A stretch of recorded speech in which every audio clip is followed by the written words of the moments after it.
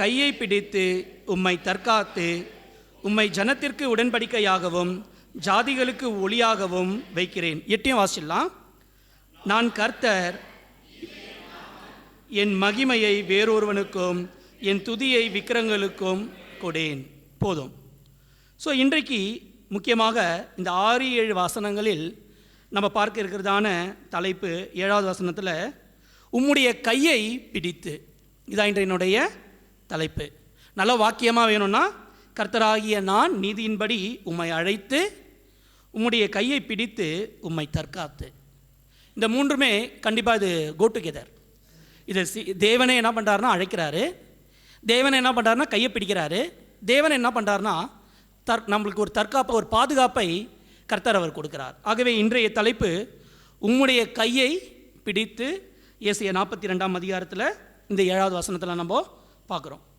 நம்ம தொடர்ந்து நம்ம ஆண்டவருடைய வார்த்தைகளை இதோ என் தாசன் என்ற தலைப்பில் நம்ம கடந்த மாதங்கள் 4 வார தேவ செய்திகள் எல்லாமே நம்ம படித்தோம். இதெல்லாம் படிக்கும் பொழுது இந்த தலைப்பு இதோ என் தாசன் என்று சொல்லும் பொழுது கர்த்தராகிய இயேசு கிறிஸ்துவை குறிக்கக்கூடிய ஒரு பதம் என்றது நம்ம எல்லாமே நம்ம அறிந்திருக்கிறோம். இந்த தாசன் எப்படிப்பட்டவர் என்று பார்க்கும் பொழுது இன்றைக்கு உலகத்தில் காணப்படுவது போல ஒரு எஜமான், வேலைக்காரன் சொல்லி உலகத்தில் காணப்படுகிறதான காரியம் என்பது அது அல்ல. இந்த தாசன் இது பிதாவாகிய தேவனுக்கு ஒரு பிரியமான ஒரு தாசனாக அவர் இருக்கிறார். பிதாவினுடைய சித்தத்தை செய்து முடிக்கக்கூடிய தாசனாக அவர் இருக்கிறார். பிதா எது சொன்னாலும் கீழ்ப்படியக்கூடிய ஒரு தாசனாக அவர் இருக்கிறார். பிதாவாகிய தேவனன் தன்னுடைய தாசனை அதிகமாக நேசிக்கிறார்.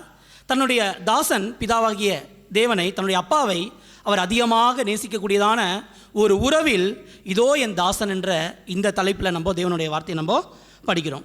இப்போ இந்த தாசனை பற்றி நம்ம கடந்த 4 வாரங்களும் நம்ம படித்தோம்.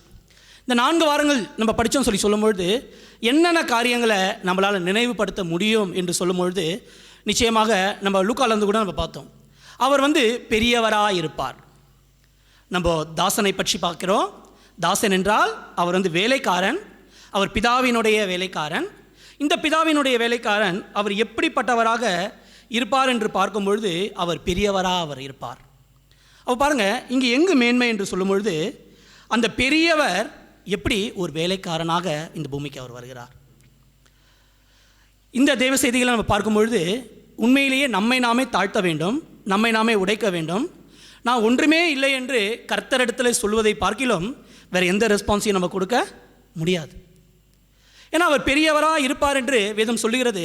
அந்த பெரியவர் எப்படி ஒரு சிறியவராக தன்னை தாழ்த்தி இந்த பூமிக்கு வருகிறார் என்றது எவ்வளோ பெரிய ஒரு ஆச்சரியமான ஒரு உண்மையாக இருக்கிறது. அவர் பெரியவராக அவர் இருப்பார். அவர் உன்னதமானவருடைய குமாரன் எனப்படுவார். அவருக்கு தன்னுடைய பிதாவாகிய தாவீதினுடைய சிங்காசனம் அவருக்கு கொடுக்கப்படும். அவருடைய ராஜ்யத்துக்கு முடிவே இராது என்று வேதம் நமக்கு சொல்லுகிறது. இன்னும் நம்ம இந்த பகுதியில் நம்ம பழைய ஏற்பாட்டில் நம்ம பார்க்கும்பொழுது இந்த ஏசாயா 42லேயே நம்ம இந்த 1வது வசனத்தில் நம்ம என்ன பார்க்குறோம்?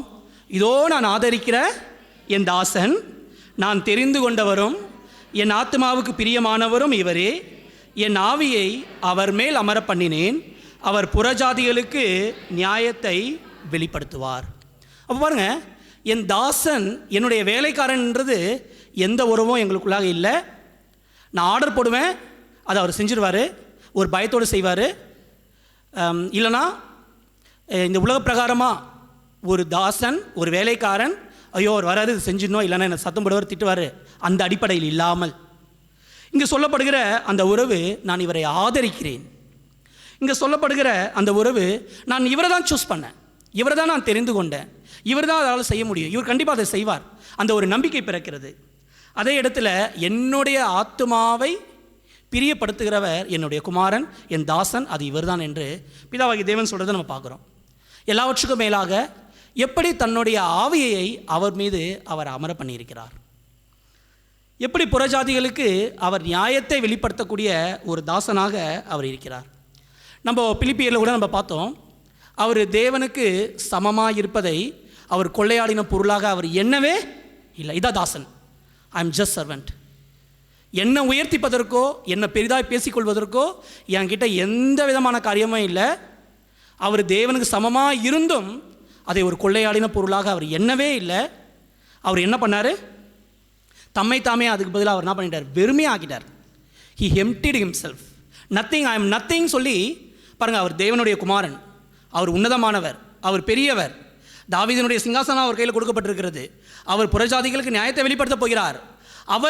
அவர் தன்னை பற்றி சொல்லுகிறதான, அவரை பற்றி சொல்லுகிறதான காரியம், தம்மை தாமே அவர் வெறுமையாக அவர் ஆக்கிவிட்டு ஒரு அடிமையின் ரூபத்தையே எடுத்து அவர் சிலுவையினுடைய கடைசி பரியந்தமும் முடிவு பரியந்தமும் தம்மை தாழ்த்தினவராக கீழ்ப்படிந்தார். அப்போது எப்படிப்பட்ட தாசனை நாம் வேதத்தில் நாம் பார்க்கிறோம். அவர் மிகவும் பெரியவராக இருந்தும் உன்னதமானவராக இருந்தும் அவருடைய மேன்மை, மகத்துவம், அவருடைய மாட்சிமை நாம் யாவரும் அவரிடத்தில் சேர்வதற்கு தகுதியற்றவர்களாக இருந்தும் கூட தன்னை தாழ்த்தி ஒரு அடிமையின் ரூபம் எடுத்து ஒரு வேலைக்காரனாக, இதோ என் தாசனாக அவர் இந்த பூமிக்கு வந்த காரியத்தை நம்ம பார்க்குறோம். ஆகவே யார் அந்த தாசன் சொல்லி சொல்லும்பொழுது கர்த்தராகிய இயேசு கிறிஸ்துவை இப்படியாக நம்ம எல்லாருமே பார்க்கக்கூடியவர்களாக நம்ம இருக்கிறோம். சரி, இன்னொரு காரியம், இந்த தாசன் மீது என்னுடைய ஆவியை அவர் அமர பண்ணியிருக்கிறேன் என்று அவர் சொல்லக்கூடிய காரியத்தை நம்ம பார்க்குறோம்.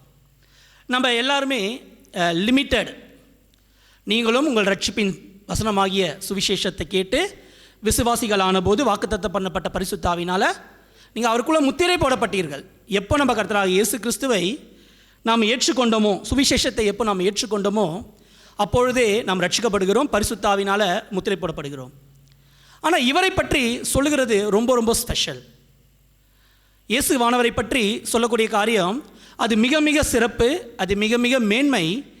இவருக்கு கர்த்தருடைய ஆவியானவர் இவர் மீது பரிபூரணமாக தங்கியிருக்கக்கூடிய காரியத்தை தான் நம்ம பார்க்குறோம். உங்கள் எல்லாருக்கும் தெரியும், ஈசாயின் அடிமரத்திலிருந்து ஒரு துளிர் தோன்றி, அப்புறம் சொல்லுங்கள், அந்த வசனம் தெரியும்ல, ஈசாயின் அடிமரத்திலிருந்து ஒரு துளிர் தோன்றி. வாசிக்கலாம், ஏசாயா 11ஆம் அதிகாரம்.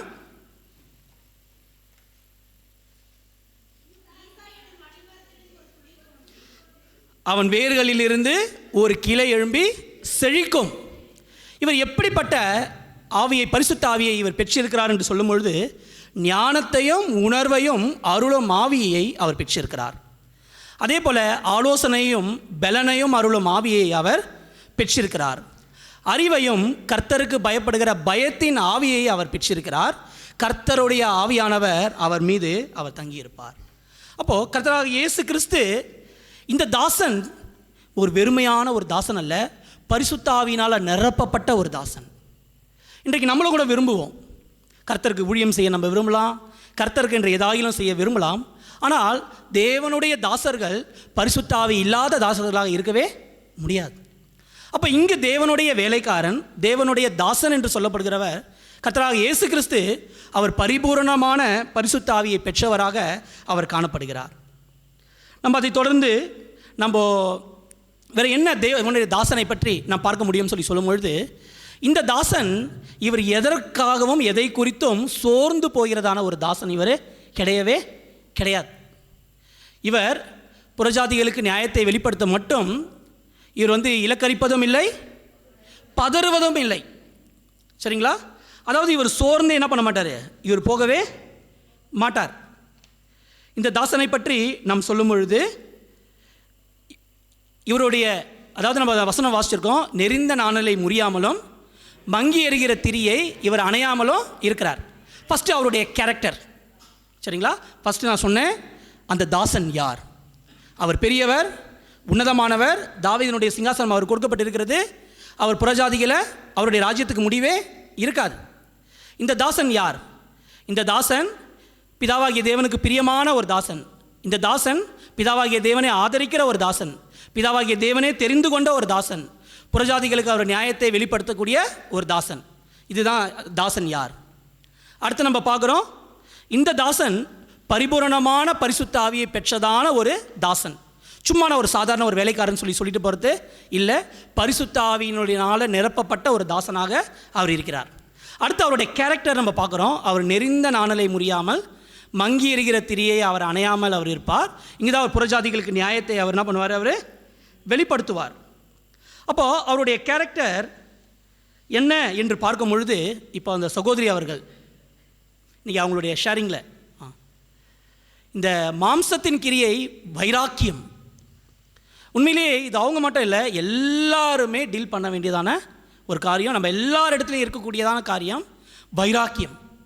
நான் யார்கிட்டையுமே நான் அவங்கக்கிட்ட மட்டும் பேசவே மாட்டேன், நான் அவங்க முகத்தில் முழிக்கவே மாட்டேன் அப்படின்னு சொல்லி ஒரு கிறிஸ்தவன் என்று சொல்கிறவர்கள் நம்ம சில வருடங்கள் இல்லை, சில மாதங்கள் கூட நம்ம இருக்கிறோன்னா நிச்சயமாக நம்மை நாமே ஆராய்ந்து பார்க்க வேண்டிய இடத்துல நம்ம இருக்கிறோம். அவங்க சொன்னாங்க கிறிஸ்தவர்கள் கிறிஸ்துவை ஏற்றுக்கொண்டவர்கள். நிச்சயமாக அது ரெண்டுமே ஒன்று தான். ஏன்னா கிறிஸ்தவர்கள் கிறிஸ்துவை உடையவர்கள். வேணும்னா பேர் கிறிஸ்தவர்களாக ஒரு காலத்தில் நான் வாழ்ந்தேன், அதுக்கு பிற்பாடு கிறிஸ்துவை உடையவனாக நான் மாறிவிட்டேன்னு சொல்லி நம்மளால் சொல்ல முடியும்.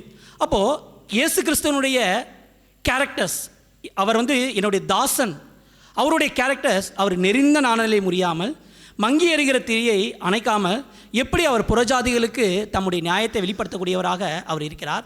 அவரிடத்தில் இந்த மாம்சத்தமான காரியங்களை அவர் ஜெயித்தவராக, வெற்றி அடைந்தவராக, அப்படிப்பட்ட ஒரு தாசனாக அவர் இருக்கிறார். பாருங்கள், அப்போ தாசன் என்ற வார்த்தையை நம்ம எளிமையாக நம்ம பயன்படுத்திக்கிறோம். ஆனால் அந்த தாசனுக்கான கேரக்டர்ஸ், அந்த தாசனுக்கான அந்த தாசன் பெற்றிருந்த பரிசுத்தாவி, அந்த தாசன்கிட்ட இருந்த தாழ்மை, அந்த தாசன்கிட்ட இருந்த கீழ்ப்படிதல், அந்த தாசனுடைய சுபாவம், அந்த தாசனுடைய தன்மை, இதெல்லாம் எப்படிப்படுது என்று பார்க்கும்பொழுது கர்த்தராகிய இயேசு கிறிஸ்துவை பார்க்காமல் நம்ம அவருடைய தாசனாக, தேவனுடைய தாசர்களாக, தேவனுடைய வேலைக்காரர்களாக நம்மளால் ஆகிவிடவே முடியாது. நம்ம எபேசியர் புத்தகத்தில் கூட கடந்த செய்தியில் நம்ம பார்த்துருப்போம். அதாவது மனிதர்கள் எப்படிப்பட்டவர்களாக இருக்கிறார்கள் என்று சொல்லும்பொழுது வீணான சிந்தை கொண்டவர்களாக இருக்கிறாங்க. தேவையில்லாத காரியங்கள், ஒரு வீணான காரியங்கள், இதில் தன்னுடைய மனதை நம்ம என்ன பண்ணிவிடுவோம், செலுத்துகிறோம். அவங்க ஷேரிங்கில் சொன்ன ஒரு காரியம், அதுக்கு காரணம் யார்? நான் தான், என் சுயந்தான். நான் எதையும் யோசிக்கிறது காட்டிலும் நான் எப்படி இருக்கிறேன். இப்போ அந்த வசனத்தை சத்துருக்களை நேசிக்கணும் என்ற காரியத்தை, அதாவது மற்றவர்கள் சொல்கிறத காட்டிலும் எப்படி என்னை நானே சொல்லிக்கிறேன்ற காரியன்றது தான். இங்கே தான் என்னுடைய சுயத்தை நான் வெறுத்து நான் கிறிஸ்துவுக்குள்ளாக நான் வரக்கூடிய காரியத்தினால பார்க்க முடியும். இந்த வீணான சிந்தை, புத்தியில் அந்தகாரப்படக்கூடிய இடம், இருள் சூழ்ந்த இருதயம். அடுத்து ஜீவனுள்ள தேவனுக்கு அடிமையாக இல்லாமல் உலகத்துக்கு அடிமையாக போகிறது, அறியாமையில் இருக்கிறது, உணர்வில்லாதவர்களாக இருப்பது, அசுத்தங்களை ஆவலோடு நடப்பிப்பது, காம விகாரத்துக்கு ஒப்பு கொடுப்பது, இப்படிப்பட்ட மாம்சமான கிரியைகளுக்கு விலக்கப்பட்டவர் தான் இந்த தாசன். அப்போது இந்த தாசன் என்று சொல்லும்பொழுது மாம்சத்தின் கிரியைகளை வெறுக்கிறார், இந்த மாம்சத்தின் கிரியைகளை ஒடுக்குகிறார், இந்த மாம்சத்தின் கிரியைகளை மேன்மைப்படுத்தாமல் அவைகளை மட்டுப்படுத்தி எப்படி ஆவியினுடைய காரியங்களை, தன்மைகளை இந்த தாசன் அவர் ஏற்படுத்தக்கூடியவராக அவர் இருக்கிறார். ஆகவே அந்த பிதாவாகிய தேவனுக்கு அவர் பிரியமான ஒரு செல்லப்பிள்ளையாக அவர் இருக்கிறார். இல்லை, முக்கியமாக இந்த உணர்வு இல்லாத ஒரு காரியம் என்றது நம்ம எல்லாருமே யோசிக்க வேண்டிய காரியம். ஏன்னா ஒரு மனிதன் நான் பாவத்தில் தான் இருக்கிறேன், தவறில் தான் இருக்கிறேன் என்பதை உணரவில்லை என்றால் அதை விட கொடுமையானதுன்றது இல்லை. ஏன்னா என்னுடைய தப்பு எனக்கே தெரியணும், இதை நான் தவறு செய்கிறேன், இதை நான் மாற்றிக்கொள்ள வேண்டும் சொல்லி 1000 பேர் சொன்னாலும் கூட நான் சரியாக தான் இருக்கிறேன், நான் நீதியாக தான் செய்கிறேன்னு சொல்லி சொல்கிறதுன்றது இந்த இடத்துல உண்மையிலேயே நம்ம மனம் திரும்புதலுக்கு போக விடாத ஒரு சுயம். இதை எப்படி நம்ம அழிக்கிறோம்? இந்த தாசன் இப்படிப்பட்ட காரியங்களுக்கு அவர் விலக்கப்பட்டவர். இதுக்கும் அவருக்கும் எந்த விதமான காரியமும் கிடையாது. அடுத்ததான் நான் சொன்னேன், அதுக்கப்புறம் தான் சொல்ல வேண்டிய காரியம் அது என்னதுன்னா, இவர் இலக்கரிப்பதும் இல்லை, பதறுவதும் இல்லை. எந்த காரியத்தை குறித்தும் இவர் என்ன பண்ண மாட்டார், சோர்ந்து போக மாட்டார், இவர் உடஞ்சி போக மாட்டார், இவர் பலவீனமாக மாட்டார், தைரியம் இழந்த நிலைக்கு இவர் போகவே மாட்டார். இப்போ பாருங்கள், தாசன் சொல்லி சொல்கிறோம், நானும் ஆண்டவருடைய ஊழியத்தை செய்கிறேன், இல்லை நீங்களும் ஆண்டவருடைய ஊழியத்தை செய்கிறோம் என்று சொல்லும் பொழுது எல்லா காரியத்தை குறித்து நம்ம என்ன பண்ணிவிடுவோம், சோர்ந்து போயிடுவோம். எல்லா காரியத்தை பற்றியும் நம்ம உடஞ்சி போயிடுவோம், வீழ்ந்து போயிடுவோம். ஆனால் இந்த தாசன் இடத்துலேருந்து நாம் கற்றுக்கொள்ள வேண்டிய காரியம், அவர் இலக்கரிப்பதும் இல்லை, பதறுவதும் இல்லை. அவர் சோர்ந்து போக மாட்டார், அவர் உடஞ்சி போயிட மாட்டார், மனம் தளர்ந்து போயிட மாட்டார். ஒருவேளை அவர் மனம் தளர்ந்து விட்டால் நிச்சயமாக தேவனுடைய சித்தத்தை, தேவனுடைய விருப்பத்தை நம்மளால் செய்ய முடியாது. தைரியம் வேண்டும். எப்படி விசுவாசம், தைரியம், நம்பிக்கை, இவைகளை கொண்டு இந்த தாசன் எப்படி அவர் வருகிறார். ஸோ இப்படியெல்லாம் நம்ம தேவனுடைய வார்த்தைகளை நம்ம தொடர்ந்து நம்ம கேட்டோம், சரிங்களா? இன்றைக்கு முக்கியமாக பிதாவாகிய தேவன் அவர் எப்படி தன்னுடைய தாசனுக்கு அவர் இருக்கிறார்ன்ற காரியத்தை தான் நம்ம என்ன பண்ண போகிறோம், முக்கியமாக இன்று நம்ம பார்க்க போகிறோம். சரிங்களா? என்னோடு கூட நீங்கள் ஏசியா 42க்கு நீங்கள் வந்துடுங்க.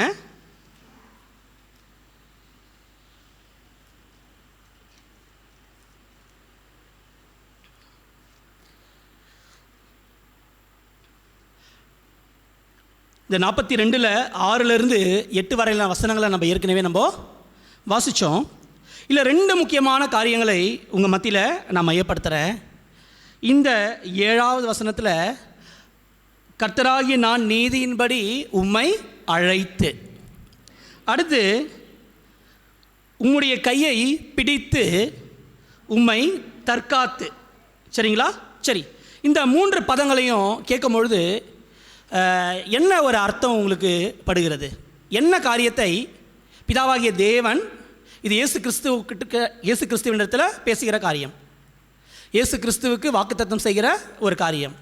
இந்த 3 காரியம், ஒன்று பிதாவாகிய நான் உன்னை அழைத்து உன் கையை பிடித்து உன்னை தற்காத்து கொள்வேன்னு சொல்லி சொல்கிற காரியம், இது உண்மையிலேயே தேவனுடைய பிரசன்னத்தை நமக்கு வெளிப்படுத்தக்கூடிய காரியமாக அது இருக்கிறது.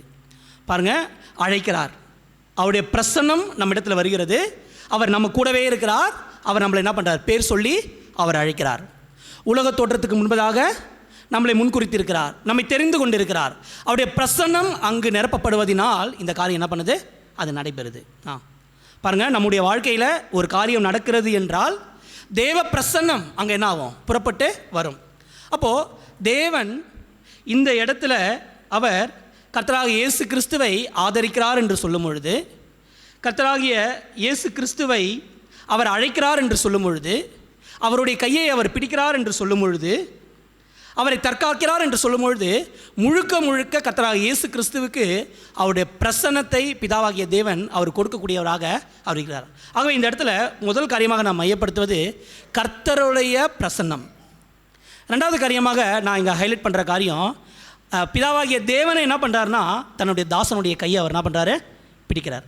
2வது காரியம் என்னென்னா அவருடைய கரம். முதல் காரியம் அவருடைய பிரசன்னம், 2வது காரியம் கர்த்தருடைய கரம். நான் இந்த தாசன் சொல்லுகிற இந்த பதம், அவருடைய வேலைக்காரன் என்று சொல்கிற ஒரு காரியம், நீங்கள் அடைனான ஊழியக்காரங்க மட்டும் நினச்சிக்காதீங்க. நீங்கள் எந்த மினிஸ்ட்ரி திருச்சபையில் செய்யக்கூடிய நபர்களாக இருந்தாலும், சபையை துடைக்கக்கூடியவர்களாக இருந்தாலும், டாய்லெட் பாத்ரூம் நீங்கள் கழுவக்கூடிய நபர்களாக இருந்தாலும், நம்ம எல்லாருமே தேவனுடைய தாசனாக மாறுவதற்கு தேவன் அவர் விரும்புகிறார், அவர் சித்தம் கொண்டிருக்கிறார். தேவனுடைய வேலைக்காரர்களாக இருப்பதற்கு தேவன் அவர் நம்ம எல்லாருமே அவர் அழைக்கிறார். அவர் எல்லாரையுமே அவர் கரத்தை பிடிக்க அவர் விரும்புகிறார். எல்லாரையுமே நான் தற்காக்கிறேன், நான் இருக்கிறேன்னு சொல்வதற்கு தேவன் அவர் எப்பொழுதும் அவர் ரெடியாக இருக்கிறார். அவர் எந்த ஊழியத்தை நாம் செய்யக்கூடியவர்களாக இருந்தாலும் நிச்சயமாக நான் ஒரு வேலைக்காரனாக நான் மாறிவிட்டேனா, நான் கர்த்தருடைய தாசனாக இருக்கிறேனா என்பதை நாம் ஆராய்ந்து பார்ப்பதை நாம் தவறிவிடக்கூடாது.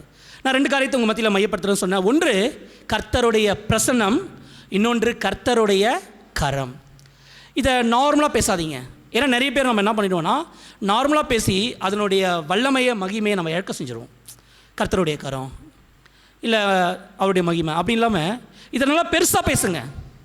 கர்த்தருடைய மகிமை, கர்த்தருடைய கரம், இது என்னை நடத்தும். கர்த்தருடைய மகிமை என் கூட இருக்கிறதுனால, அவருடைய பிரசன்னம் என் கூட இருக்கிறதுனால, அவர் என்னை விட்டு எங்கேயும் நீங்கி போகலை, அவர் என் கூட தான் இருக்கிறாரு, அவர் என்னை நடத்துவார், அவர் என்னை தாங்குவார், என்னை பலப்படுத்துவார் சொல்லி அந்த பிரசன்னம் நமக்கு இவ்வளோ அர்த்தங்களை நமக்கு என்ன பண்ணுது, அது கொடுக்குது. இன்னொன்று கர்த்தருடைய கரம். நம்ம உண்மையிலேயே மனிதர்கள் இன்றைக்கி எந்த காரியத்துக்காக இயங்குறாங்கன்னு சொல்லும்பொழுது, உண்மையிலேயே மனிதர்கள் நிறைய பேர் அன்புக்காக இயங்குவாங்க. யாராகிலும் ஒருத்தவங்க நம்ம சோர்ந்து போயிருக்கிற வேலையில், உடைஞ்சு போயிருக்கிற வேலையில் எனக்கு ஆறுதல் சொல்ல மாட்டாங்களான்னு சொல்லி இயங்கக்கூடிய ஒரு காரியன்றது எல்லாருடைய உள்ளத்துலேயும் இருக்கும். யாரும் நான் அது மாதிரிலாம் இயங்கலன்னு சொல்லி யாராலையும் சொல்லவே முடியாது. அப்போது அந்த மாதிரி ஒரு கரம் நம்மக்கிட்ட வரும்பொழுது அந்த கரத்தை எப்படி நம்மளுடைய முகத்தை எப்படி வச்சுக்கிறோமோ, ஒரு ஆறுதலை, ஒரு சமாதானத்தை எப்படி இந்த கரத்தின் மூலமாக நம்ம தலையை சாய்த்து நம்ம அதை வாங்கி கொள்கிறோமோ, அதுபோல் கர்த்தருடைய கரம் ஒரு மனிதனுடைய வாழ்க்கையில் இருக்கும் என்று சொன்னால், அவருடைய பிரசன்னம் ஒரு மனிதனுடைய வாழ்க்கையில் இருக்கும் என்று சொன்னால், அவர்கள் நல்ல தேவனுடைய தாசர்களாக, நல்ல தேவனுடைய வேலைக்காரர்களாக அவங்களால இருக்க முடியும். நான் முன்னாடியே சொன்னேன், இது ஊழியக்காரங்கன்ற வார்த்தையை பயன்படுத்துறதுனால நீங்கள் இல்லை, எல்லாரும் யார் யாரெல்லாம் கர்த்தருக்கென்று வாழ விரும்புகிறோமோ எல்லாருமே ஆண்டவருடைய பணியை செய்வதற்கான லேவியர்களாகவும் ஆசாரியர்களாகவும் நம்மளை என்ன பண்ணியிருக்கிறாரு? புதிய ஏற்பாட்டில் நம்ம எல்லாருமே ஆசாரியர்களாக மாற்றிருக்கிறார், எல்லாருமே லேவியர்களாக அவர் மாற்றிருக்கார், எல்லாரையும் ராஜாக்களாக அவர் மாற்றிருக்கிறார். எல்லாருமே கர்த்தருக்கு ஊழியம் செய்வதற்காக அவர் எல்லாருமே அவர் முன்குறிக்கிறார். பெத்தனி திருச்சபையில் நான் பார்த்த ஒரு காரியம், அங்கே எல்லாரையுமே அங்கே என்ன பண்ணுறாங்கன்னு சொல்லி சொல்லும்பொழுது, முதல்ல அவங்கள ரட்சிப்புக்குள்ளாக நடத்துகிறாங்க. ரட்சிப்புக்குள்ளாக நடத்தியவர்களை எப்படியாகிலும் ஏதாகிலும் ஒரு ஊழியத்தில் தங்களை இணைத்து கொள்ளும்படியாக அங்கே உற்சாகப்படுத்துகிறாங்க. இப்போ ரட்சிக்கப்பட்டுட்டாங்க, ஓகே, அதோடு அவங்க நிறுத்திடாமல் அடுத்த லெவல், ஒரு மனிதன், ஒரு ரட்சிக்கப்பட்ட மனிதன் ஏதாகிலும் ஒரு ஊழியத்தில் கண்டிப்பாக அவர்கள் தங்களை இணைத்து கொள்ள வேண்டும். இங்கே யாருன்னா நான் எந்த ஊழியத்திலும் இல்லைன்னு சொல்லி யாருன்னா நீங்கள் சொல்கிறவங்க இருக்கீங்களா? தயவு செய்து ஏதாகிலும் நான் கர்த்தருக்கென்று பயன்பட வகையில் ஏதாவது ஒரு சின்ன இடத்துல சர்வீஸ் முடிஞ்ச பிற்பாடு இந்த பாயெல்லாம் எடுத்து வைக்கக்கூடிய பணியை நான் ரெகுலராக நான் தான் பண்ணுறேன்னு சொல்லி அப்படி ஏதாச்சும் ஒரு பணியில் கூட நான் கர்த்தருடைய ஊழியத்தை செய்வதற்கு ஒரு வேலைக்காரனாக எப்படி நம்மளை தாழ்த்தி அவர்கிட்ட நம்ம ஒப்பு கொடுக்குறோம்.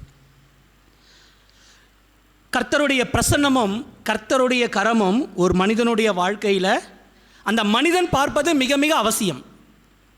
ஒரு மனிதன் இருக்கிறாங்க என்று சொல்லும் பொழுது, அந்த மனிதன் கிறிஸ்தவ மனிதன் என்று சொல்லும் பொழுது, அந்த மனிதன் தேவனுடைய பிரசன்னத்தையும் தேவனுடைய கரத்தையும் அந்த மனிதன் பார்க்க வேண்டும். இதுதான் அந்த உணர்வுள்ள இருதயம். இல்லை, ஆண்டவர் என் கூட பேசுகிற மாதிரிலாம் நான் பார்க்கவே இல்லை, அவர் என் கூட இருக்கிற மாதிரிலாம் எனக்கு தெரியவே இல்லை, இப்படி நான் பயந்துட்டு இருக்கேன், நான் உடஞ்சி போயிட்டேன், நான் சோர்ந்து போயிட்டு இருக்கேன்ற ஒரு காரியம், அவருடைய பிரசன்னம் என்னோடு கூட இல்லை என்பதையும் அவருடைய கரம் என் கிட்ட இல்லை என்பதையும் நான் என்ன பண்ணிடுறேன், என்னுடைய வாயின் வார்த்தைகள் மூலமாக, என் வாழ்க்கையின் மூலமாக நான் பயந்து இதெல்லாம் எப்படி செய்ய போகிறேன்றதை நான் என்ன பண்ணிடுறேன், நான் பதறி போய் நான் காமிச்சிட்றேன். ஆனால் அந்த தாசன் அவர் பதற மாட்டார், அவர் சோர்ந்து போக மாட்டார். ஏன்னா அவங்களுடைய அப்பா இருக்கிறார், அவருடைய பிதா இருக்கிறார், அவருடைய எஜமான் இருக்கிறார். ஆனால் நம்ம பிதா என்று சொல்கிறோம், கர்த்தர் என்று சொல்கிறோம், ஆண்டவர் என்று சொல்கிறோம், இயேசு கிறிஸ்துன்னு சொல்லி சொல்கிறோம். ஆனால் ஏதாச்சும் ஒரு சோதனைகள் என்று சொல்லும்பொழுது, ஏதாவது ஒரு காரியம் என்று சொல்லும்பொழுது கர்த்தருடைய பிரசன்னம் இருப்பதை மறந்து விடுகிறோம். கர்த்தருடைய கரம் நம்மோடு கூட இருக்கக்கூடிய காரியத்தை நாம் மறந்துவிடக்கூடியவர்களாக நம்ம மாறிவிடுறோம். கர்த்தருடைய பிரசன்னம், கர்த்தருடைய கரம் இது நம்மோடு கூட இருக்கிறது என்பதை எத்தனை பேர் நம்ம உணர்கிறோம்? நான் பார்க்குறேன், கர்த்தருடைய கரத்தை நான் பார்த்தேன், கர்த்தருடைய பிரசன்னத்தை நான் பார்த்தேன்னு சொல்லி எத்தனை பேரால் சொல்ல முடியும்? அதுவும் எவ்வளோ அழகானது பாருங்களேன். ஒரு சாதாரண ஒரு மனிதன், நம்மளாம் ஒரு சாதாரணமான மனிதர்கள், நம்மளாம் ஒன்றுமே இல்லை அப்படின்னு சொல்ல முடியும்.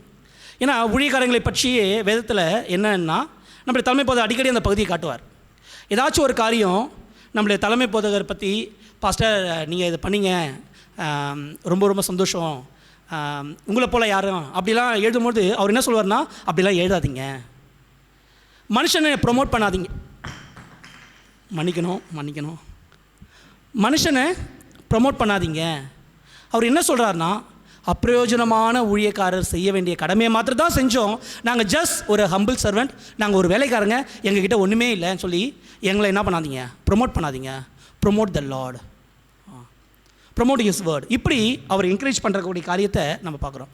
அப்போது எவ்வளோ அழகானது பாருங்களேன். நம்மை நாமே மேன்மைப்படுத்தி கொள்ளவும், நம்மை நாமே உயர்த்தி கொள்ளவும், நம்ம ஏதோ ஒரு பொருட்டென்று சொல்வதற்கு நம் தகுதியானவர்கள் அல்ல. ஆனால் அந்த மனிதனிடத்துல தான் கர்த்தர் அவருடைய பிரசன்னத்தையும் அவருடைய கரத்தையும் கொண்டு வந்து கொடுக்குறார் என்று சொல்லும் பொழுது, இது எவ்வளோ ஒரு அழகான ஒரு காரியம், எவ்வளோ ஒரு அற்புதமான ஒரு காரியம், எவ்வளோ ஒரு ஆச்சரியமான ஒரு காரியமாக இருக்கிறது. இன்னும் விசேஷமாக அவருடைய ஊழியக்காரர்கள் என்று சொல்லும் பொழுது, உண்மையிலேயே அவருடைய ஊழியக்காரங்களுக்கு அவருடைய கரம்தான் ஆறுதல். ஏன்னா நான் சொல்கிறேன் இந்த காரியத்தை, இப்போ பொதுவாகவே ஒரு ஊழியக்காரங்களாக ஆன பிற்பாடு பார்க்கக்கூடிய காரியங்கள் சொல்லி சொல்லும்பொழுது, உங்கள் எல்லாருக்கும் யார் இருக்காங்க சொன்னால் என்ன சொல்லுவீங்க? உங்கள் எல்லாருக்கும் யார் இருக்காங்க? ஃபஸ்ட் எடுத்துன்னு உங்ககிட்ட கேட்குறாங்க, உங்களுக்குன்னு யார் இருக்காங்க கேட்டால் உங்களோட பதில் என்ன சொல்லுவீங்க? சரி, சொந்தக்காரங்கன்னு சொல்லி இந்த பக்கம் சொல்கிறாங்க. வேறு குடும்பம் இருக்காங்க, சொந்தக்காரங்க இருக்காங்க, வேறு யார்? தேவன் இருக்கிறார். சரி, அப்புறம் நிச்சயமாக நிறைய பேரை நீங்கள் சொல்ல முடியும். சரிங்களா? இந்த ஆர்டரில் ஏன் சொன்னீங்கன்னு அது வரல, நிறைய பேர் உங்களால் சொல்ல முடியும். கண்டிப்பாக நீங்கள் என்ன சொல்லுவீங்க? எங்கள் பாஸ்டர் இருக்கிறார் சொல்லுவீங்க. எங்கள் பாஸ்டர்கிட்ட நான் போய் சொல்லிவிடுவேன், பாஸ்டர்கிட்ட சொன்னால் அவர் ஏதாச்சும் அப்படின்னு ஒரு காரியம் இருக்கும். எங்கள் விசுவாசிகள் இருக்கிறாங்கன்னு சொல்லி நீங்கள் சொல்லுவீங்க. சரிங்களா? எங்கள் ஃப்ரெண்ட்ஸ் இருக்கிறாங்கன்னு சொல்லுவீங்க, சர்ச் ஃப்ரெண்ட்ஸ்ன்னு சொல்லுவீங்க. சரிங்களா? அதே போல் இவங்க சொன்னது போல் குடும்பம் என்று சொல்லுவீங்க, சொந்தக்காரங்கன்னு சொல்லுவீங்க, நிறைய காரியங்கள் சொல்லலாம். ஆனால் நான் சொல்கிறேன், கர்த்தருடைய ஊழியக்காரங்களுக்கு கர்த்தரை தவிர யாருமே கிடையாது. ஏன்னா விசுவாசிகள் எல்லாருமே அவங்க விசுவாசிகள் என்ற நிலையோடு தான் ஒரு குறிப்பிட்ட ஸ்டேஜுக்கு அப்புறம் நாங்கள் விசுவாசிகள் என்ற இடத்துல தான் அவங்க இருக்க முடியும். ஆனால் கர்த்தருடைய ஊழியக்காரர்கள் சொல்லும்போது அவங்களுக்குன்னு ஒரு சோகம் ஏதாச்சும் ஒன்று வரலாம். நான் என்ன சொல்கிறேன்னா, அவர் இலக்கரிப்பதும் இல்லை, பதறுவதும் இல்லை. அப்போ அவருடைய விசுவாசத்தை நம்ம எடுத்து எப்படி அந்த நேரத்தில் நம்ம ஆறுதல் படுத்திக்கிறோன்ற காரியத்தை நான் பேச வரேன். அப்போது ஏதாச்சும் ஒரு காரியம் வரலாம், பின்னடைவு வரலாம், சோதனைகள் வரலாம், உபத்திரவங்கள் வரலாம். இப்போ இதை போய் என்ன பண்ண முடியாது, விசுவாசிகளை கூப்பிட்டு எனக்கு இந்த மாதிரி சோதனை ஆகிடுச்சின்னு சொல்ல, ஏன்னா ஊழியக்காரங்களாக இருக்கும். சரி, நம்ம போய் அவங்கக்கிட்ட சொல்லி இல்லை அவங்க தான் என்ன பண்ணுறாங்க, நம்மக்கிட்ட கர்த்தர் மூலமாக ஆறுதலை தேடுறாங்க. அப்போது விசுவாசிகள்கிட்டையும் நாங்கள் போக முடியாது, லீடர்ஸ்கிட்டையும் போக முடியாது.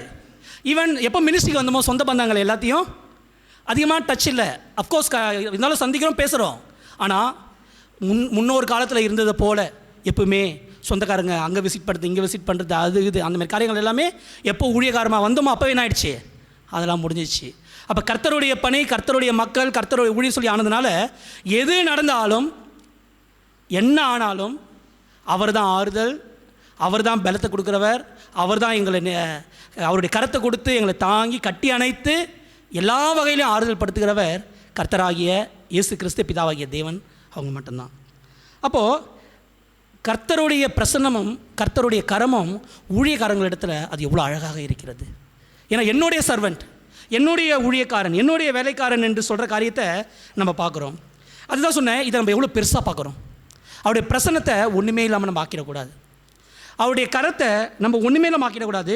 இதை நம்ம பெருசாக பார்க்க நம்ம கற்றுக்கணும், இதை அப்ரிஷியேட் பண்ண கற்றுக்கணும், இதை மேன்மை பாராட்ட நம்ம கற்றுக்கணும், இதுக்கு முக்கியத்துவம் கொடுப்பதற்கு நம்ம கற்றுக்கொள்ள வேண்டும், இதை குறிப்பிட்டு மற்றவர்களை காட்டுவதற்கு நாம் கற்றுக்கொள்ள வேண்டும். கர்த்தருடைய கரம் எப்படிப்பட்டது என்றும் கர்த்தருடைய பிரசன்னம் அது எப்படிப்பட்டது என்றும் மற்றவர்களை காட்டுவதற்கு நாம் கற்றுக்கொள்ள வேண்டும். கர்த்தரை பெரிதாக நம்ம பார்க்காம கர்த்தருடைய பிரசன்னத்தையும் கர்த்தருடைய கரத்தையும் பெருசாக பார்க்க நம்மளால் முடியாது. அவரை எந்த அளவுக்கு பெருசாக பார்ப்பதற்கு நான் கற்றுக்கொள்கிறேனோ அந்த அளவிற்கு அவருடைய பிரசன்னத்தை நான் விரும்புவேன். அந்த அளவுக்கு அவருடைய கரம் என்னை ஆறுதலையும் பலத்தையும் எனக்கு கொடுக்கறதை என்னால் என்ன பண்ண முடியும், பார்க்க முடியும். கர்த்தரை பெருசாக பார்க்காம ஒரு ஞாயிறு கிறிஸ்தவர்களாக, ஒரு பேர் கிறிஸ்தவர்களாக ஏதோ ஒரு மகிழ்ச்சி, ஏதோ ஒரு இலைப்பாறுதலுக்காக வீட்டில் இருந்தால் பிரச்சனை, சண்டை, இங்கே போய் சும்மாச்சு உட்காந்துட்டு வரலாம், ஒரு மன அமைதி கிடைக்கும், இப்படிப்பட்ட காரியங்கள் கூட it is more than that. அப்போ இங்கே கர்த்தருடைய கரம், கர்த்தருடைய பிரசன்னத்தை நம்ம எப்படி பார்க்கக்கூடியவர்களாக நம்ம இருக்கிறோம். அவரை பெரிதாக பார்க்காமல் அவரையும் அவருடைய பிரசன்னத்தையும் அவருடைய கரத்தையும் நம்மளுடைய வாழ்க்கையில் பெருசாக பார்க்க முடியாது.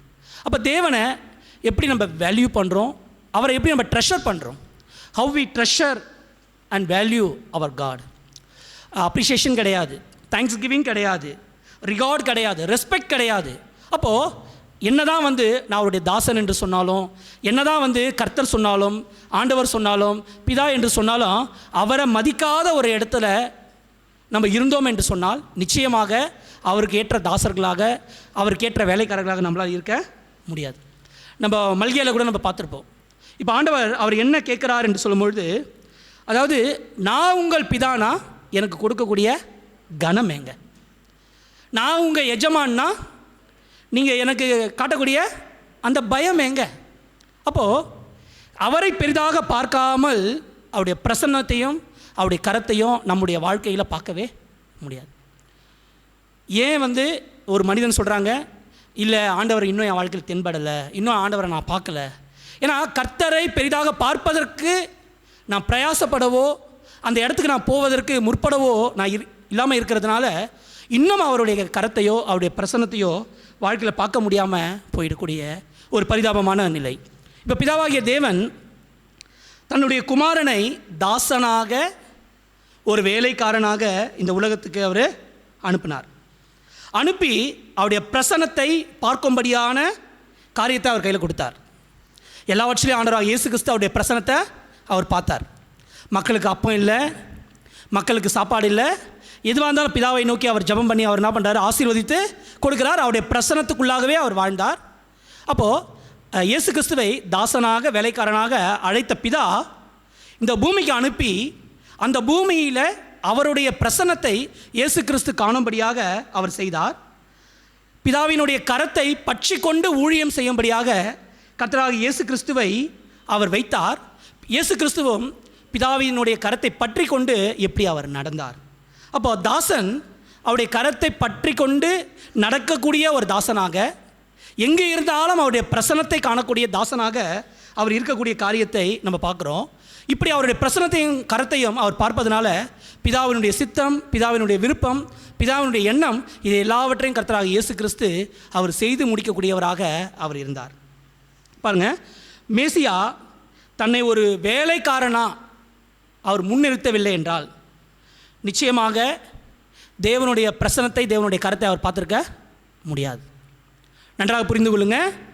தன்னை தாழ்த்தி, நான் ஒரு பிதாவினுடைய வேலைக்காரன், நான் அவருடைய தாசன், இந்த வேலைக்காக என்னை அர்ப்பணிக்கிறேன் என்று சொல்லி தன்னை தாழ்த்தக்கூடிய காரியம் இல்லை என்றால் அவருடைய கரத்தை அவர் பலமாக பார்க்கவே முடியாது. அவருடைய பிரசன்னம் தன்னோடு கூட இருப்பதை அதிகமாக அவரால் உணர முடியாது. அதே போல் தேவ பிரசன்னத்தை, தேவ கரத்தை கர்த்தராகிய இயேசு கிறிஸ்து அவர் இந்த பூமியில் ஊழியம் பண்ணும்பொழுது அதை அவர் பார்த்தார். அவர் தன்னை ஒரு வேலைக்காரனாக நிறுத்தவில்லை என்றால் பிதாவினுடைய சித்தம், விருப்பம், ஆசை என்னன்றதை அவரால் அதை நோக்கி பார்த்துருக்க முடியாது. என்னை நானே ஒரு உங்களுடைய வேலைக்காரனாக என்னை அர்ப்பணிக்கவில்லை என்றால் தேவன் என்ன விரும்புவார், தேவன் என்ன பிரியமாக இருக்கும், தேவன் இதை தான் யோசிக்கிறாரான்னு சொல்லி இந்த இடத்துக்கு போகாமல் என் சுயம் தடுத்து, ஏனென்றால் என்னை ஒரு வேலைக்காரனாக நான் என்ன பண்ணல, எனக்கு பார்க்க எனக்கு தெரியல. அப்போது கர்த்தருடைய கரத்தையும் கர்த்தருடைய பிரசனத்தையும் நான் அதிகமாக என்னுடைய வாழ்க்கையில் பார்க்க வேண்டும் என்றால் என்னை நான் தாழ்த்த வேண்டும், என்னை ஒரு வேலைக்காரனாக என்னை மாற்றிக்கொள்ள வேண்டும். நான் ஒரு சாதாரண ஒரு மனிதன், தேவனுடைய பணியை செய்வதற்கு இங்கே அர்ப்பணிக்கப்பட்டிருக்கிறேன், அவர் இந்த வேலையை கொடுக்கிறார். இப்படிப்பட்ட ஒரு எண்ணம் நமக்குள்ளாக உருவாகவில்லை என்றால் அவருடைய சித்தம் என்ன, அவருடைய விருப்பம் என்ன, அவர் என்ன விரும்புகிறார், அவருடைய சிந்தை என்ன என்பதை நாம் நோக்கி பார்த்து அவருடைய காரியத்தை நம்மளால் செய்ய முடியாதவர்களாக நம்ம மாறிவிடுவோம். நம்ம ஏசாயா 41 நம்ம முதல் தேவ செய்தியில் நம்ம பார்த்துருப்போம். சரிங்களா? எப்படி ஆண்டவர் இஸ்ரவேலை ஃபஸ்ட்டு அவர் அழைத்தார். என்னோட ஏசாயா 41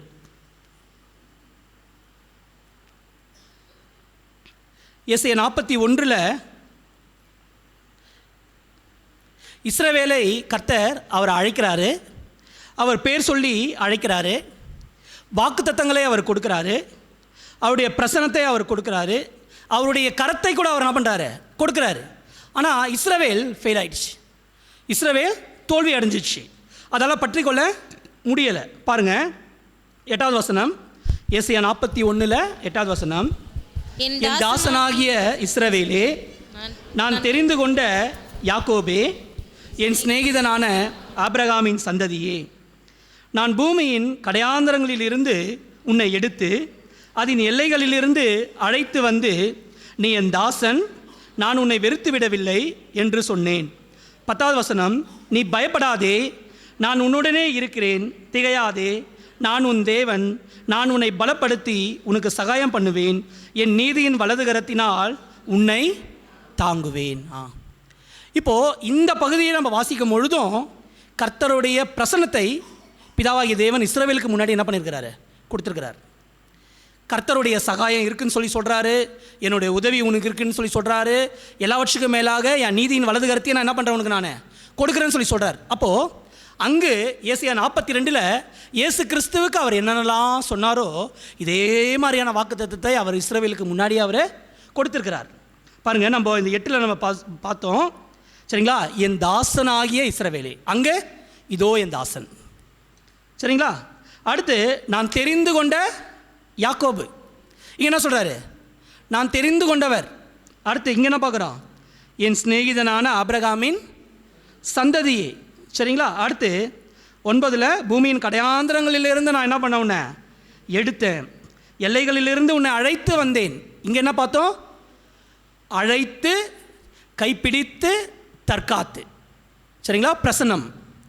அடுத்து நீ என் தாசன், நான் உன்னை தெரிந்து கொண்டேன், நான் உன்னை வெறுத்து விடவில்லை என்று சொன்னேன். இப்போ 10 பாருங்கள், நீ பயப்படாத, நான் உன்னுடனே இருக்கிறேன், திகையாத, நான் உன் தேவன், நான் உன்னை பலப்படுத்தி உனக்கு சகாயம் பண்ணுவேன், என் நீதியின் வலதுகரத்தினால நான் என்ன பண்ணுவேன், உன்னை தாங்குவேன். சேம் இதே மாதிரியான ப்ராமிஸ் அவர் அவங்களுக்கும் கொடுத்துருக்கிறாரு.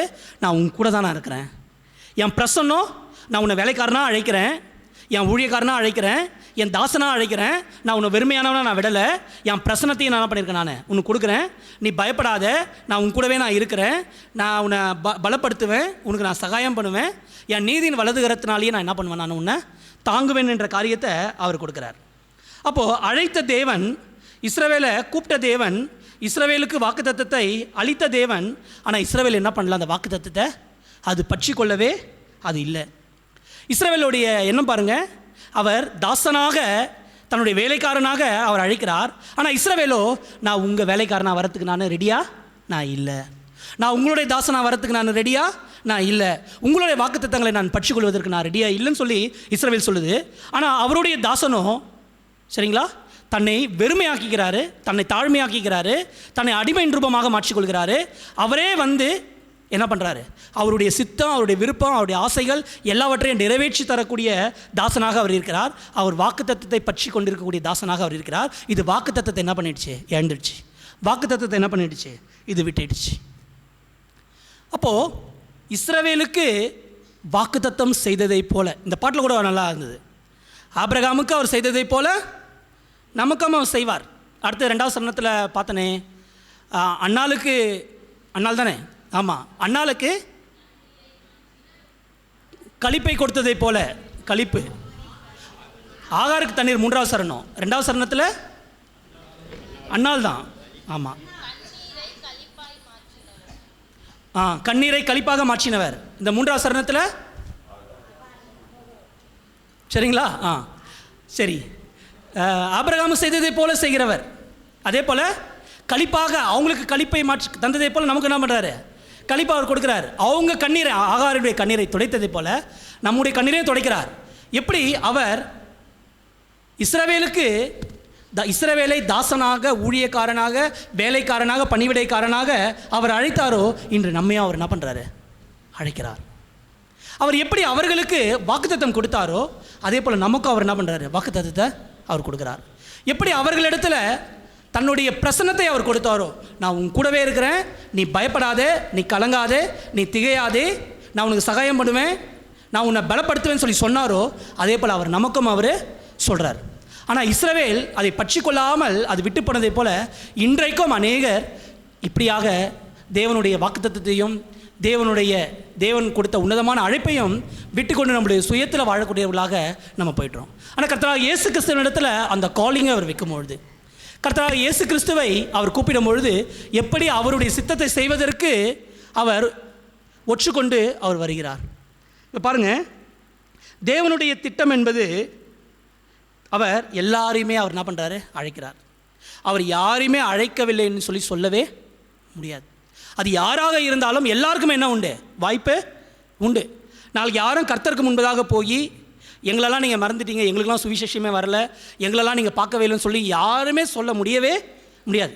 எல்லாரிடத்திலும் எப்படி ஆகிலும், யார் மூலமாகிலும், ஈவன் நம்மளுடைய வாழ்க்கையின் மூலமாக கூட வாயத்திறந்து நம்ம சுவிசேஷம் சொல்லனாலுமே கூட நம்முடைய வாழ்க்கையிலிருந்து வெளிப்படக்கூடிய சுவிசேஷம் மூலமாக எல்லாருக்கும் அறிவிக்கப்படக்கூடிய காரியன்றது கண்டிப்பாக உண்டு. அப்போது எல்லாரையுமே தேவனுடைய திட்டம் என்பது எல்லாரையுமே அவர் அழைக்கக்கூடியவராக அவர் இருக்கிறார். எல்லாரையுமே அவர் வேலைக்காரராக அவர் கூப்பிடுறார். தன்னுடைய வேலைக்காரன் சொல்லி சொல்லும்பொழுது நம்ம இந்த உலக பிரகாரமான வார்த்தையை கொண்ட வேலைக்காரன் அல்ல, தன்னுடைய தாசனாக அவர் எல்லாரையும் அவர் என்ன பண்ணுறாரு, அவர் அழைக்கிறார். சரிங்களா, எல்லாருக்குமே அழைப்பு உண்டு, எல்லாரையுமே அவர் என்ன பண்ணுறாரு, தெரிந்து கொள்கிறார், அது யாராக இருந்தாலும். அப்போது நான் செய்ய வேண்டியது, நான் அவருடைய வேலைக்காரனாக வாழ்வதற்கு என்னை அர்ப்பணித்து விட்டேனா, அவருடைய பிரசன்னத்தையும் அவருடைய கரத்தையும் என்னுடைய வாழ்க்கையில் நான் பார்க்கிறேனா என்ற காரியத்தை நாம் எண்ணி பார்ப்பதற்கு நாம் கடமைப்பட்டவர்களாக நாம் இருக்கிறோம். இப்போ பாருங்கள், இந்த பகுதியிலேயே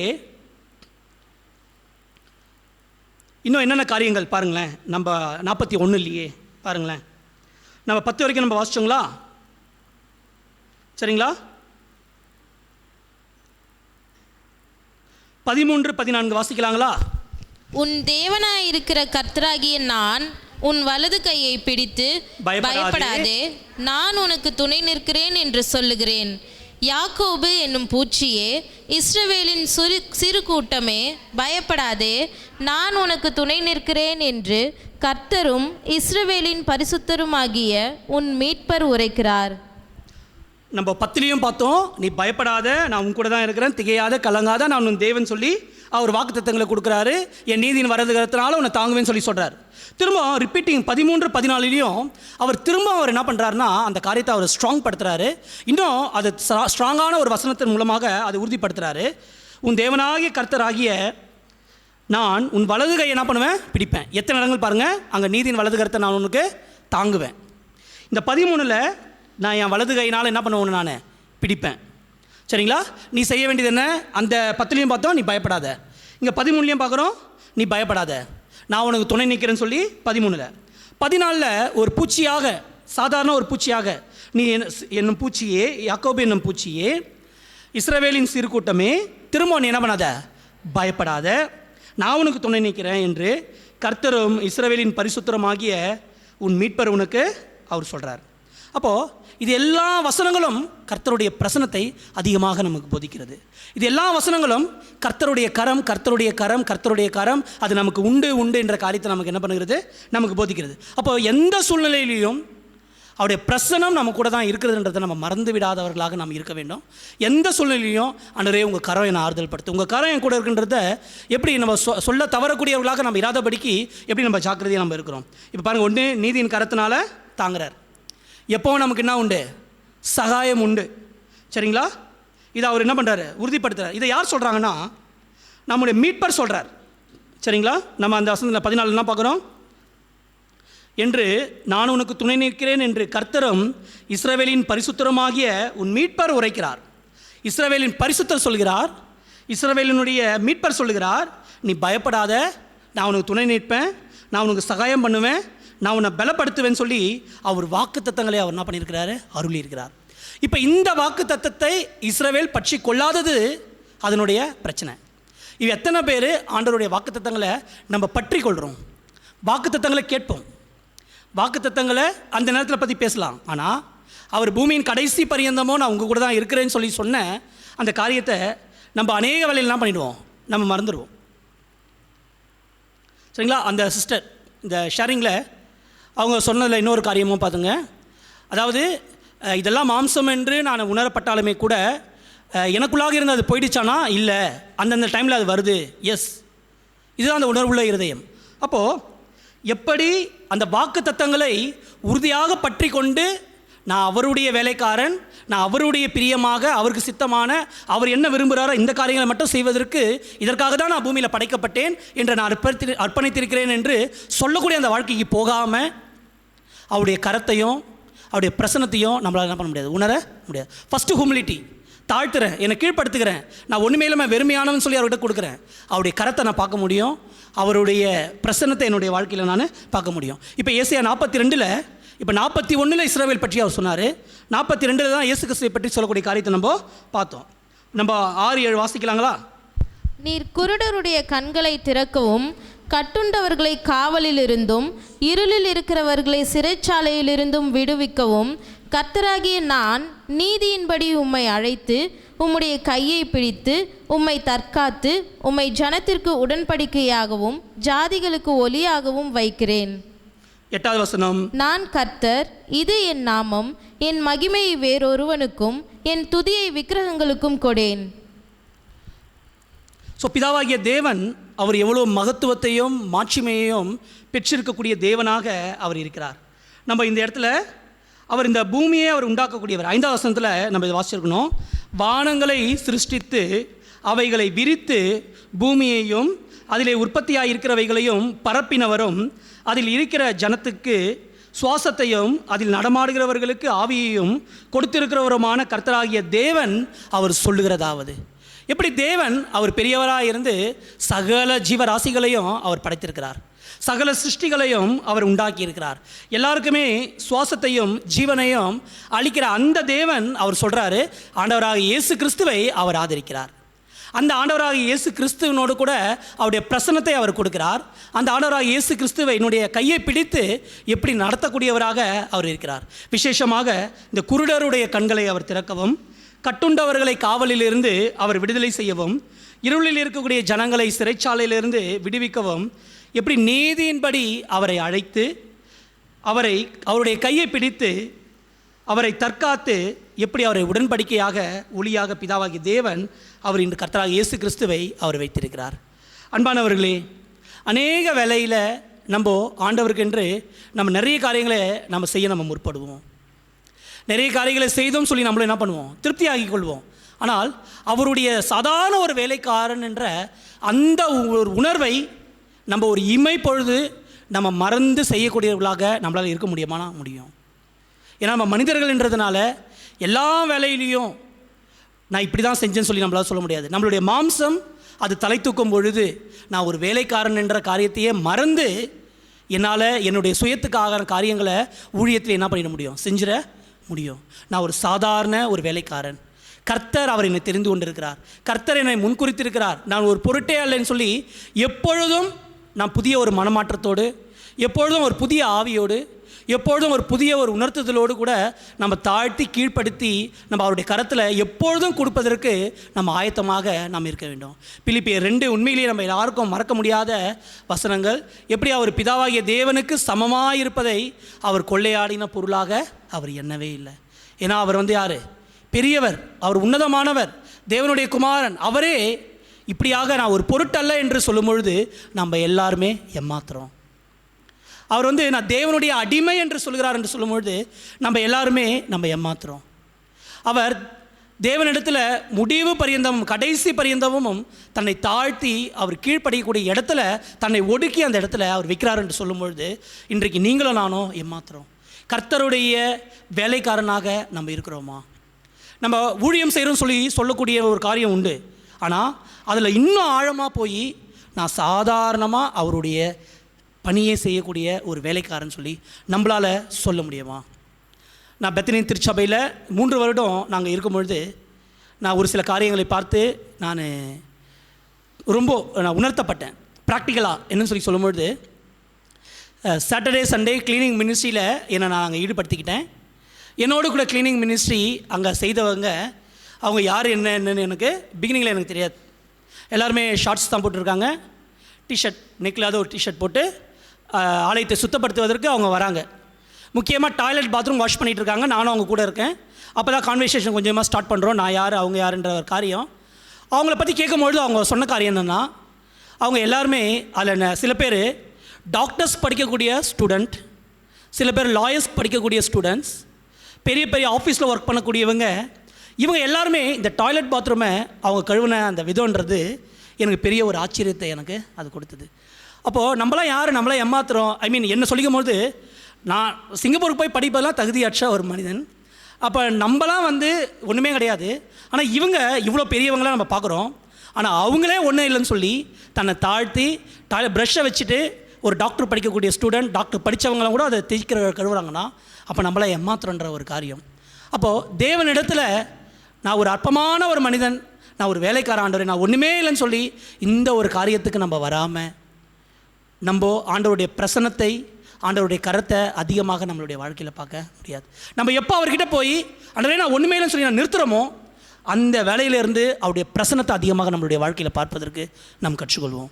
எப்போ அவரிடத்துல போய் என்னை நான் ஒரு சாதாரண ஒரு மனிதன், ஒரு வேலைக்காரன் நான் நிறுத்துகிறோமோ அந்த இடத்துலேருந்து அவருடைய கரம் நம்மை நடத்தக்கூடிய ஒரு காரியத்தை நம்மளால் பார்க்க முடியும்.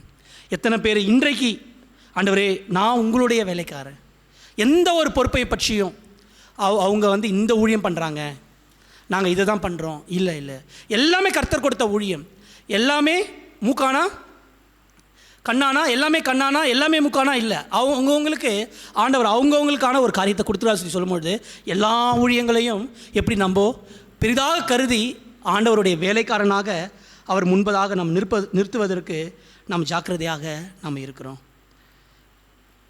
அன்பானவர்களே, தேவன் அவருடைய கரத்தை கொடுத்து நம்மை அழைக்கிறார். எத்தனை பேர் அவருடைய கரத்தை பற்றி கொள்வதற்கு, அப்பா நான் உங்கள் கரத்தை நான் பிடிச்சிக்கிறேன்ப்பா, எந்த சூழ்நிலையும் உங்கள் கருத்தை நான் பிடிச்சுப்பேன், நான் விட்டுற மாட்டேன், எந்த சூழ்நிலையும் நான் ஒரு வேலைக்காரன்ட்ட மறந்துட மாட்டேன்னு சொல்லி சொல்கிறோமா? நம்ம இப்படி கூட சொல்லிடுவோம், உங்கள் கருத்தை பிடிச்சிக்கிறேன்னு சொல்லுவோம். நான் ஒரு வேலைக்காரன்ன்றதை என்றைக்குமே மறக்க மாட்டேன்னு சொல்லக்கூடிய அந்த ஒரு தீர்மானன்றதை ஒரு உறுதியான ஒரு தீர்மானமாக நமக்குள்ளே இருக்குமா? ஆனால் கர்த்தராகிய இயேசு கிறிஸ்து அவர் ஒரு உறுதியான ஒரு தீர்மானம், நான் அவருடைய தாசனாக தான் இந்த பூமிக்கு வந்தன்றதை மட்டும்தான் அவர் செஞ்சதை தவிர எங்கேயுமே அவர் தன்னை என்ன பண்ணவில்லை, அவர் உயர்த்தி கொள்ளவே அவர் இல்லை. எத்தனை பேர் நம்ம அவருடைய வேலைக்காரன்றதை நம்ம உறுதிப்படுத்துகிறோம்? எத்தனை பேர் தேவனை மட்டும் நம்ம பாராட்டுறோம், தேவனை மாத்திரம் நம்ம உயர்த்துகிறோம், தேவனுடைய நாம மாத்திரம் மகிமைப்படுவதற்கு எப்படி நேரம் எடுத்து அவர் செய்த நன்மைகள், அவர் செய்த அதிசயங்கள், அவர் செய்த உன்னதமான காரியங்கள், இதை எடுத்து எப்படி நம்ம மேன்மை பாராட்டுகிறோம், அவர் அப்ரிஷியேட் பண்ணுறோம். அவர் பிதாவானால் அவருக்கான அந்த கணத்தை எப்படி நம்ம கொடுக்குறோம், அவர் எஜமானால் அவருக்கான பயத்தை நம்ம எப்படி காட்டக்கூடியவர்களாக நம்ம இருக்கிறோம். இது மூன்றாவது காரியமாக நான் சொல்கிறேன், அவர் நமக்கு வாக்குத்தத்தங்களை கொடுத்திருக்கிறார். இதோ உலகத்தின் முடிவு பரிந்தும் சகல நாட்களிலும் நான் உங்களோடு கூட நான் இருக்கிறேன். இந்த வாக்குத்தத்தத்தை இப்படி நம்ம பிடித்து கொண்டு அவருடைய பிரசன்னம் என்னோடு கூட இருக்கிறதுன்றதை எப்பொழுதும் நம்ம ரியலைஸ் பண்ணக்கூடியவர்களாக, உணரக்கூடியவர்களாக நம்ம இருக்கிறோம். நான்காவதாக உங்கள் மத்தியில் நான் சொல்கிறேன், என்ன ஊழியத்தை கர்த்தர் கொடுத்திருக்கிறாரோ மகிழ்ச்சியோடு எந்த விதமான பாரபட்சம் இல்லாமல் சந்தோஷமாக ஒரு வேலைக்காரனாக நம்ம செய்கிறோமா? இந்த வேலையில் நம்ம ஆவரம் கர்த்தரிடத்தில் நம்மை ஒப்பு கொடுக்கலாம். ஆண்டவரே, என்னை நான் தாழ்த்துக்கிறேன், என்னை நான் அர்ப்பணிக்கிறேன், நான் ஒன்றுமே இல்லை, நான் ஒரு பொருட்டல்ல. ஆண்டவரே, உம்முடைய பிரசன்னம் எவ்வளோ பெரியது, உம்முடைய கரம் எவ்வளோ பெரியது, நான் நன்றி சொல்லுகிறேன். ஆண்டவரே, என்னை தாழ்த்தும் பொழுது உங்களை நான் காண முடியும். தாழ்த்துகிறவன் எவனும் உயர்த்தப்படுவான், உயர்த்துகிறவன் எவனும் தாழ்த்தப்படுவான். கர்த்தரிடத்தில் ஒரு வேலைக்காரனாக நம்மை அர்ப்பணிக்காமல் அவருடைய கரத்தை பார்ப்பதுன்றது அது பொய், அது கூடாத காரியம். கர்த்தரிடத்தில் ஒரு தாழ்மையான ஒரு வேலைக்காரனாக இல்லாமல் அவருடைய பிரசனத்தை நான் பார்க்கிறேன் என்று சொல்வது அது கூடாத காரியம். நம்ம உண்மையிலுமே உள்ளத்திலிருந்து, ஆண்டவரே, எனக்கு இந்த சபையில் நீங்கள் கொடுத்த இந்த ஊழியம், ஆண்டவரே, எனக்கு இந்த சபையில் நீங்கள் கொடுத்த இந்த பொறுப்புன்றது, ஆண்டவரே, எனக்கு கிடைச்ச பாக்கியம், ஆண்டவரே, இதுக்கு நான் தகுதியற்றவன், ஆண்டவரே, என்னால் இது ஒன்றும் ஆகலை, ஒருவேளை என் படிப்பதுக்கு தகுதி அல்ல, ஆண்டவரே, என்னுடைய குடும்பம் ஒரு தகுதி அல்ல, நான் இத்தனை வருடம் சபைக்கு வந்ததுனால இந்த தகுதினால எனக்கு இந்த ஊழியம் கொடுத்தாங்கன்னு சொல்லி இல்லை இல்லை இல்லை ஆண்டவரே, நான் ஒரு அற்பமான மனுஷன். ஆண்டவரே, என்னை பலப்படுத்துகிற நம்முடைய கர்த்தராகிய இயேசு கிறிஸ்து என்னை உண்மையுள்ளவன் என்று எண்ணி இந்த ஊழியத்துக்கு ஏற்படுத்தினபடினால் அவரை ஸ்தோத்திரம் பண்ணுகிறேன். ஆண்டவரே, நான் உண்மையாக இருந்ததுனால இதை எனக்கு கையில் கொடுக்கல, உண்மையாக இருப்பீங்கன்னு சொல்லி நம்பி நீங்கள் கொடுத்தீங்க. நான் கடைசி வரைக்கும் ஒரு வேலைக்காரன்ற காரியத்தை நான் மறந்துடக்கூடாது. ஆண்டவரே, உங்களுடைய பிரசன்னம் இன்னும் அதிகமாக எங்களுக்கு தாங்க, உங்களுடைய கரத்தினால எங்களை தாங்குங்க. உங்களுடைய வாக்குத்தத்தத்துக்காக நாங்கள் நன்றி சொல்கிறோம். ஆண்டவரே, உங்களுடைய கரத்தினால ஆண்டவரே எங்களுக்கு சகாயம் செய்யக்கூடிய தேவனாக இருப்பதற்காக உங்களுக்கு ஸ்தோத்திரம். ஆண்டவரே, உங்களுடைய கரத்தினால எங்களை தாங்குவதற்காக உங்களுக்கு ஸ்தோத்திரம். நீதியின் வலது கரத்தினால எங்களை தாங்கி ஆண்டவரே எங்களுக்கு எல்லா விதமான காரியங்களிலும், நாங்கள் உடைஞ்சு போன சூழ்நிலையிலையும் ஆறுதலற்ற சூழ்நிலையிலையும் ஆண்டவரே உங்களுடைய கரத்தினால எங்களை ஆறுதல் படுத்துகிற தேவனாக இருப்பதற்காக உங்களுக்கு ஸ்தோத்திரம் சொல்கிறோம். ஆண்டவரே, இந்த வார்த்தையின்படி எங்களை ஒரு சாதாரணமான ஒரு அற்பமான ஒன்றுமில்லாத ஒரு வேலைக்காரர்களாக உங்களுடைய சமூகத்தில் நாங்கள் ஒப்புக் கொடுக்க எங்களை உதவி செய்யுங்க. உங்களுடைய தாசனை போல ஆண்டவரே எங்களை பரிசுத்தாவினால எங்களை நிரப்புங்க. உங்களுடைய தாசனை போல எங்களுடைய குணாதிசயத்தை மாற்றுங்க. ஆண்டவரே, உங்களுடைய தாசனை போல ஆண்டவரே எங்களை நாங்கள் தாழ்த்த எங்களை உதவி செய்யுங்க. உங்கள் தாசனை போல நாங்கள் அடிமைகளாக எங்களை நாங்கள் மாற்றிக்கொள்ள, தேவனுடைய அடிமைகளாக மாற்றிக்கொள்ள, தேவனுடைய தாசர்களாக மாற்றிக்கொள்ள எங்கள் ஒவ்வொருவருக்கும் நீர் அனுகிரகம் பண்ணும்படியாக எங்கள் இரட்சகரும் மீட்பருமான கர்த்தராகிய இயேசு கிறிஸ்துவின் நாமத்தினாலே நன்றியோடு ஒப்பு கொடுத்து ஜெபிக்கிறோம் எங்கள் ஜீவனுள்ள நல்ல தகப்பனே. ஆமீன்.